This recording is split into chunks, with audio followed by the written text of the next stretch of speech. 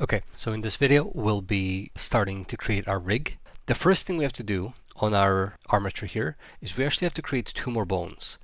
So we want one bone for the root bone, which will control everything, and we want one for the center of gravity, because right now this is technically our center of gravity, but it's also the spine bone. So I want to separate those two functionalities into two separate bones.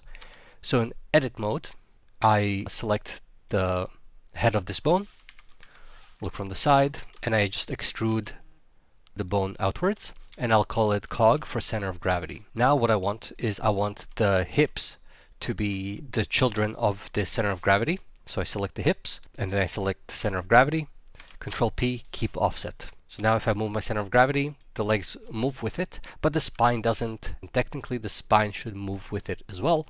So spine, cog, Control P, keep offset. So now to test it out, the center of gravity moves everything, and the spine only moves upper body without moving the hips. Then I need to create a root bone. So I'll just look from the side, and I'm going to duplicate the center of gravity by hitting Shift D. I'm going to press Z immediately just to start moving it up and down, and I'll kind of bring the head of it to be in line with the feet. I'll make it a little bit bigger by moving this backwards, and I'll rename this to root. And this should be the parent of the center of gravity. Okay, so the root moves everything, center of gravity moves everything except for the root. The spine just moves everything above, and then the hips are moved individually. So this is the base setup.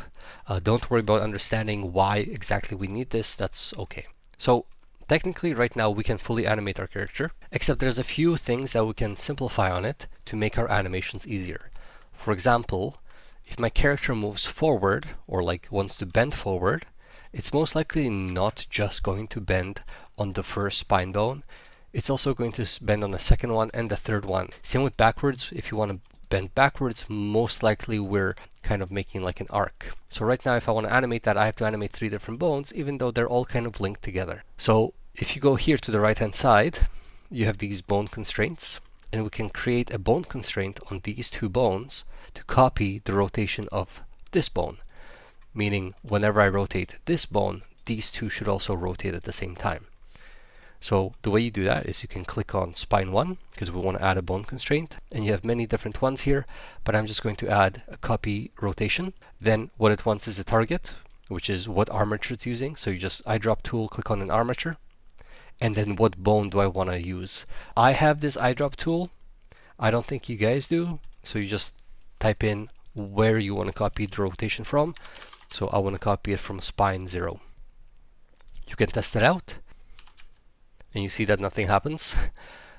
It's still rotated forward, even though technically you want this one to be rotated like this. The reason why it doesn't work is because here, where it says mix mode, we want to do add, because we want to add the rotation, and immediately something happens, and we get this weirdness. The reason why this weirdness is happening is because we need to also change this space to local space, and the second one also to local space. So now you can see that when I bend this bone also bends. So this is without the bone constraint, this is with it. And maybe you don't want the influence of this to be that strong, so we can bring down the influence to however you like. I'll keep it at 66%. For the second one, we can do the same thing. I want to copy the bone constraint, so I can set it up in the exact same way. Or what you can do is you can click on spine 0, shift select spine 2, control shift C, and then hit copy rotation here. This already sets it up with the correct target and the correct bone. All you have to do is say add local space, and change the influence. For me, the second influence I like to do around 30%. So this is what I get. And that also works sideways. The next thing I'll show you is for the leg. So right now, if I want to animate a walk, I have to move the top bone, move the next bone, and then move the bone right after that. So I have to move 3 bones just to make the leg go into a position that I want. What you can do alternatively is create something called inverse kinematics. So there's two different ways that you can move bones. One's called forward kinematics, one's called inverse. Forward kinematics means you select a bone and then you move your way down the chain of the bones. So you move forward. Inverse is essentially backwards. So you start here and you moving this bone moves all of them. How do I do that? You click on this bone right here. We add a bone constraint, and then the bone constraint is called inverse kinematics. Our target is again the armature, and our bone, now this is the thing that is a little bit different about this constraint, so we actually need to create a new bone that will control this mechanism. So in edit mode, I select this thing here, and I'm dragging out a bone, and I rename it to leg underscore ik dot left. I think that's my left one. Yep. Same thing with the right one, leg ik dot r. Or I could have also just selected this one bone, armature, symmetrize. So now they're the exact same size. Okay, so back to pose mode, back to the leg ik. It is in red because it's not actually working. And so for the bone, I want to choose leg ik dot left. Okay, and now when I try to move this bone, nothing's happening. But when I try to move this bone, nothing's happening again. But that is because it cannot have a parent.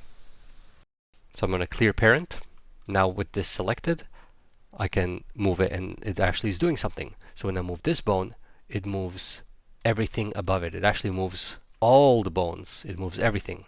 I essentially have a ragdoll. That is an issue. I only want to move one bone up.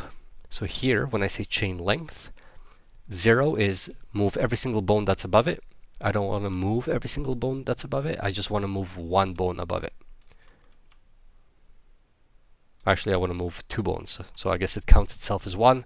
I want to move the second one as well. And you get this dotted line. And so now when I move my leg FK, you can see that everything above it also moves. Cool. Same thing on the next one. This time I'll be a little bit faster. So the first thing, actually, we need to clear the parent of leg underscore ik. So click the bone, Alt P, clear parent. I don't want the parent on that bone. Then you can select this, Shift select this, Control Shift C, inverse kinematics. It already sets it up. Chain length of 2. Make sure you test out that both of the legs work. So this inverse kinematics doesn't just help us here, it also enables the center of gravity. When I choose center of gravity, I can now kind of move him up and down and the heel stays still. That's a good thing. But this opens up a new problem, and the problem is when he comes down, his feet go through the floor. I don't want his feet to rotate. So this is where it gets a little bit tricky. And the way we fix this is that we reparent the parent of this foot, because right now the parent of this foot is this leg. But if I change the parent from this foot to here, to the leg IK, Control P, keep offset, same thing with the back one, Control P, keep offset. Now the foot is still going to follow up and down, but now it rotates when I rotate my leg underscore IK. But this creates a new problem again, which is that the leg now can stretch. So I don't want this bone to stretch, I just want it to follow this rotation. So the way you can fix this is we can add a constraint to foot.l, but this is going to be copy location, same armature, and which location do I want to copy? I want to copy leg.l. So now that does it, except now the location it copied is the head of this yellow bone. So here I can just change it from head to tail. And this solves my issue. So my foot is no longer rotating up and down, and my leg is no longer stretching. Okay, now I'll just do the foot.right with the shortcut. So I select leg.r, shift select foot.r, Control Shift C, copy location, change this to tail. And my rig is all ready to go. As a side note, you can hide different bones by pressing H and then unhide them using Alt H. And as a quick kind of thing, ideally I would like control over the toes, and I think you guys should also have control over the toes, because when you make a walk cycle, you want to bend the toes. So I'll just quickly do that. So in edit mode, take both of these bones, this one and this one, right click, and we will hit subdivide. This one I'll just call toes.l. This one I'll call toes.r. Now we need to just weight paint.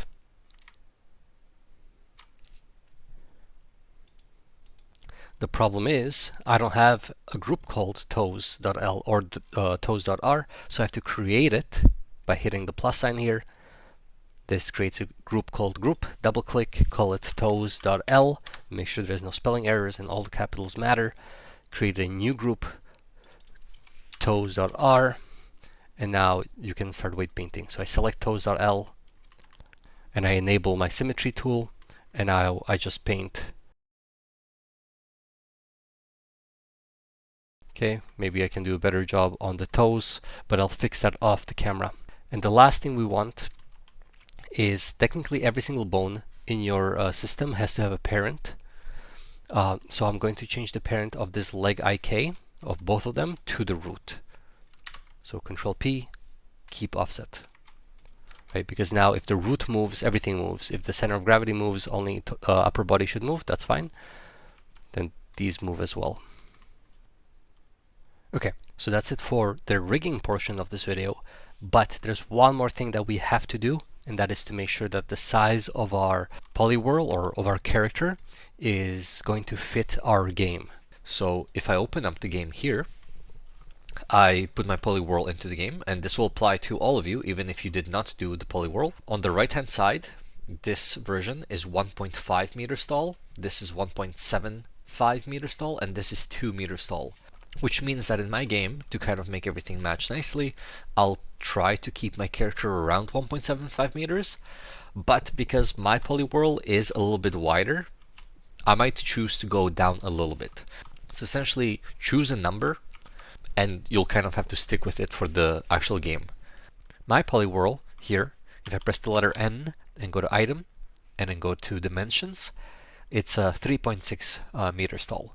So I need to resize it by hitting S. The problem is the armature also needs to be resized. Okay, so I'm going to click on the armature, click on the mesh, and now I'm going to scale it down until the Z value here gets to around 1.75 meters. Okay, and now I need to apply scale. So I'm going to click on the mesh here, Control A, apply scale, click on this, Control A, apply scale. But now I also need to move the origin of both of the mesh and the armature down to the root bone. Just clicked on the head of this bone, Shift S, cursor to selected, and set this as the origin. Just to make my life easier in the future, I will hit Shift C. That will move the 3D cursor to the origin, and I will move both of these up there. So I select the armature, Shift S, selection to cursor. So we just moved him up. And finally, because when I select my mesh right now, it says my location here is not 0, 0, 0, which I want it to be all 0, 0, 0. So I'll just select both of these, press Control A, and actually apply all transforms. So now they should all zero out, and the scale should be all ones. Okay, so that's it for this video. It is very important that you do the steps that we just did, especially the resizing, because the resizing can only be done at this stage without it getting way too complicated later down the line.